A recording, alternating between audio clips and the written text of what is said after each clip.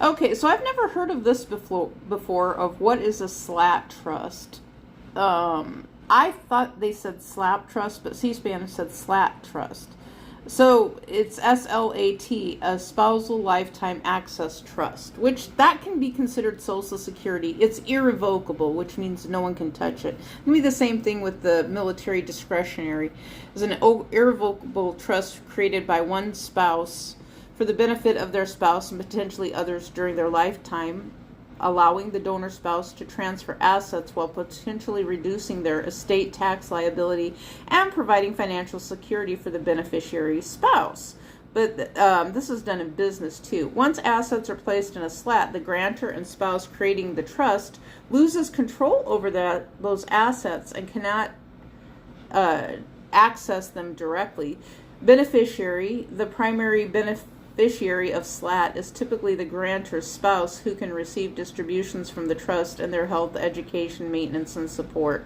So it does sound like a business type of some sort. They've been talking about that related to Donald Trump, and they said he's the old-fashioned guy trying to create generational wealth for his family. So that's why he avoids, it sounds like that's why he avoids Wall Street. So he's just trying to keep the money in his own family for generation after generation. So tax benefits, estate tax reduction, assets placed in SLAT are removed from grantor's taxable estate, potentially reducing or eliminating estate taxes upon their death. Gift tax exemption. The grantor can use their lifetime gift tax exemption to fund the SLATs, allowing the tax-efficient transfers of assets. Income tax. The SLAT is typically structured as a grantor trust, meaning the grantor, not the trust, is responsible for paying income taxes on any income generated by the trust assets. Now, if you have nothing going into a trust, I don't know who's going to pay it. If there's no money that's funding the trust, then who pays it?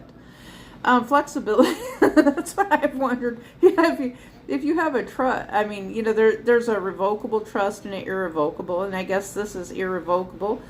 There's others that are revocable trusts, but you would need something funding both the revocable and irrevocable. Flexibility. The beneficiary spouse can have access to the trust assets, which can be used for their needs. The SLAT can be designed to provide for the beneficiary spouse needs and also allowed for flexibility in how the assets are ultimately distributed to remainder beneficiaries like children and grandchildren.